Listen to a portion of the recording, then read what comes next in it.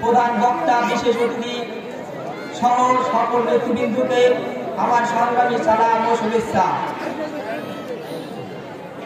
সংগ্রামী নেতৃবৃন্দ, আমি 2003 সাল থেকে ছাত্র রাজনীতির সাথে জড়িত।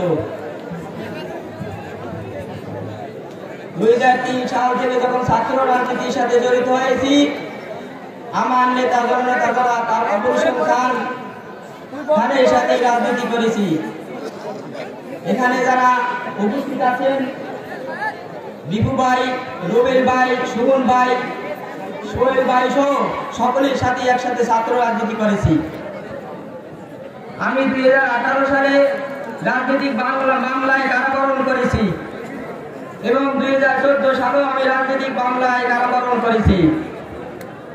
আমাকে 2014 সালে যখন মসজিদ থেকে পুলিশে ধরে নিয়ে গেছে, এই খবর শুনে আমার বাবা স্টক করেছে। আমার কাছে সমস্ত ডকুমেন্ট প্রমাণ আছে। তার কিছুদিন পরই আমার বাবা মারা গেছে। এখনো 2023 সালেও আমি বিস্ফোরক মামলায় আসামি হয়েছি। এখনো এই বৃহস্পতিবারও আমি মামলার হাজিরা দিয়েছি।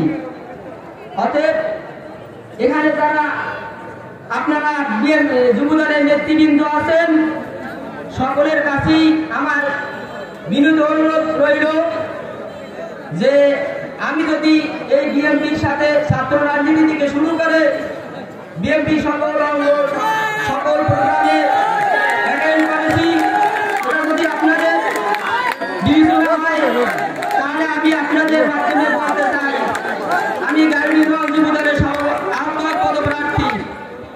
আপনারা যদি মনে করেন যে আমি যুবদলের 10 গাইবান্ধা যুবদলের আহ্বায়ক পদপ্রার্থী হওয়ার যোগ্য, তাহলে আপনারা করবেন।